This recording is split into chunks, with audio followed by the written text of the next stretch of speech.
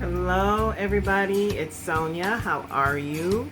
Happy Friday. I was laying here watching YouTube, nothing to watch on TV, nothing I was interested in. And I thought I'd do a video because for one, Wednesday I got my retwist. Um, I put it up, so I'm just gonna let it down. I'm gonna let y'all get into this retwist. Um, I wore it in a ponytail today at work. I had left some hair out, and yeah, it was cute for the outfit that I had on. So, anywho, you guys, she got me all the way together. She got all those loose hairs, that afro that was trying to come through right here. And guess what? That was breakage. That was partly breakage, but also new growth. Breakage because once again, scratching too much. I don't know if I told y'all this.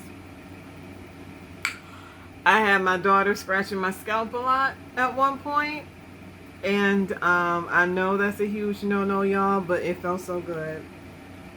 And it was my fault for not washing my hair when I needed to, being absolutely, completely lazy. And I had her in the scalp scratching, and of course, when you have locks, that's a no-no. Easy breakage. So, but the good thing is the damage that I thought I had done wasn't as bad as I, thought it was. Wasn't as extensive. She looked through my hair, and she did ended up combining. She did get my message. She just never responded. But we talked about it. We talked about my hair for a while before she got to work on it, and she combined all the ones that she felt like she needed to combine, and I think there were some that came down, so she it was just 2-strand twists, and she combined those. And she did it at the root, like she just twisted the roots together so that they would marry better. And so I think in total she thinks she combined like maybe 24 of them total, if not more. And not all of it was because of thinning. Some, because I told her, I really want to combine the small locks, because I noticed I still have a lot of really small ones along the perimeter. So she got those and combined them for me. I did also come to the conclusion before I even went to her. I realized that I'm not getting my retwists often enough.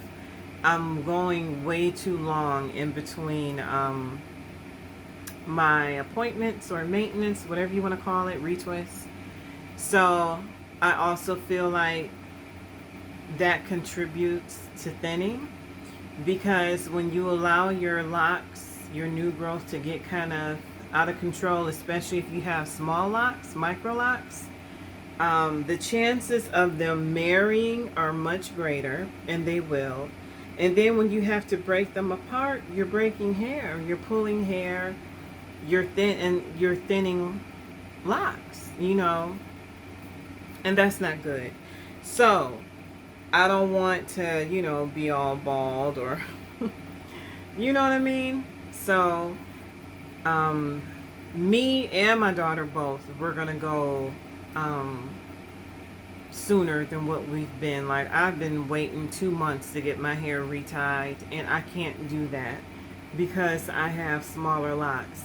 That will probably fly if I had bigger traditional locks, but I don't. So I gotta go more regularly for my retwist, so that I don't have to, I don't have to worry about thinning or locks trying to marry together and breakage and all that stuff. So no more scratching. Wash my hair when it needs to be washed, and go a little more regularly for my retwist. So those are some of the things I learned I would try to turn around to show you the back, but I'm kind of in bed undercover. Um, but I don't know. It's growing for sure. And oh, she told me to condition and moisturize more regularly. I know the last 2 times she's mentioned this to me because my locks were very, very dry. But then also, we had a really hot summer. And I started out being real good about moisturizing my hair, and then I slacked off big time. So, again, I got to stop being lazy. I got to get out of these lazy habits and do better by my hair and stop neglecting it so much. But I love what she did. She always does super neat work. She be gathering all the hairs, and it does not hurt. It does not hurt one bit. She's very gentle, and she's very skilled. She did suggest that I get a detox. She's starting to see buildup. So on my next appointment, I'm going to do my very first lock detox. And she gave me the option of doing it myself. She even asked me if I want to do it myself, and she told me how to do it myself here at home. And even though I already knew, what a lock detox consisted of, which is apple cider vinegar, baking soda, water, and lemon juice. I need that tub, that blow up tub. I would need that, and then I don't know where. I would rather her do it. And I told her, I said, I'll let you do it at my next appointment. She said it's like a 25-minute thing. You gotta lay there, let your hair soak in the mixture, and then you have to do a really, really, really good shampoo. I would rather her do that. It sounds like a lot of work. It sounds like something that will make me sweat. To be honest, I could see myself literally sweating to death trying to do this lock detox myself. No. So at my next appointment, I'm going to let her do my very first lock detox. And don't get on me, because I know I should have been done one. I should have done one a long time ago. But yeah, I'm going to do it. The next time I see her. It was something else I wanted to jump on to talk to y'all about, and I'm trying my best not to yawn, because this is around the time that I would be like in bed just chilling, not so much sleep, but just pretty relaxed. I saw in one of the lock groups that I'm in, and I've been seeing this more and more often from people, and I felt so sorry for this lady, because she needed her locks done. I think she had recently relocated to a different state. And so she found someone, booked the appointment, and put down the deposit. And, she talked to the person. That's the other thing. She spoke to the person. They agreed on the date. She just needed a retwist. I think a retwist, and I don't know if she was looking for a style, but in the midst of moving, she was so busy and she wasn't able to get her hair done. And so I think she had gone 2+ months without a retwist. Oh, it was for an interview, because she was relocating and she was going to an interview, and she wanted her locks, her retwist done before the interview. And so the day of her appointment, the woman canceled on her and said she was busy. And I'm like, wait a minute. Who does that? Like, you gave her a deposit and everything. Now, granted, if it was reversed, the loctician would have been pissed, and she would have been like, well, that's why I'm keeping the deposit or whatever. And I don't even think she got her deposit back. And the woman canceled on her. She found another person. The other person didn't show up, Oh no, she wasn't returning her phone calls. When the appointment came, the chick contacted her and said, "Oh well, I have a bridal event to do, so I can't do your hair." Ma'am, why did you book the appointment? Why did you knew you had this coming up? And I'm like, what is with people? Why are people still doing this? It's like this. I don't want to say it's a new. Well, maybe it is a new breed, but there's like these locticians of late, and not just locticians, beauticians, whatever. These new folks, there's no customer service. There's no professionalism. I mean, and it's so prevalent. It's happening so much, and it just blows my mind that people can be so just rude and selfish and self-serving and just flat out not care about other people's time, and yet you demand a deposit of some sort in order to book an appointment with you, and then you still messing people over and you taking their money or half their money. I just don't understand it. I don't know what's wrong with people.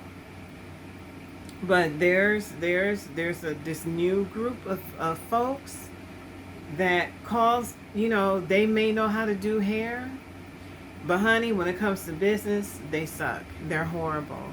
And it's sad that we have so many out there that we have to be careful of. It's sad that it's hard to find the good people, the really honest, professional, good people who do care about their clients. They do care about their business, and they care about, making people happy and making sure that you come back. Word of mouth is so strong, and I don't understand how there's people still out there that's just screwing people over. Basically, they're screwing people over, and I don't get it. I don't get how they can stay in business. My first loctician, she literally screwed me over for a year. I stayed with this woman for a year. And it was halfway through when I realized that this woman wasn't even doing my entire head. This woman was leaving whole sections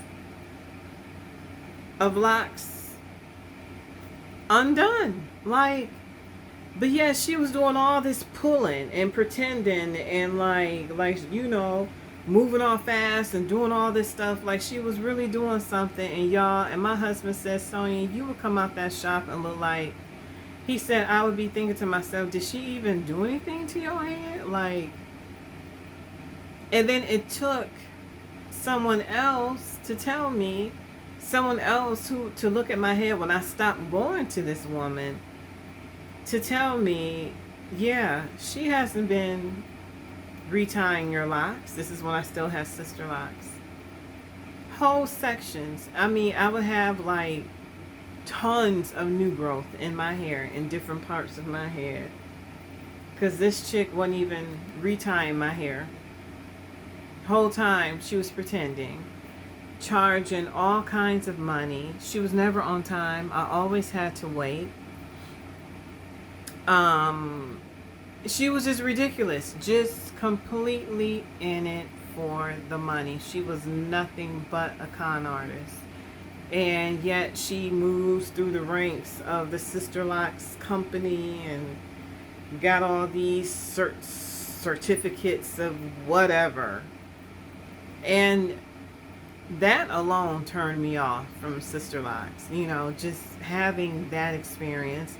On top of me realizing that, yeah, I should have got bigger locks. I should have went with traditional locks because that's really what I wanted to begin with. But that bad experience, oh my goodness, y'all. And coupled with, I don't know, if you're new to my channel, you may be thinking well, dang, why'd you stay?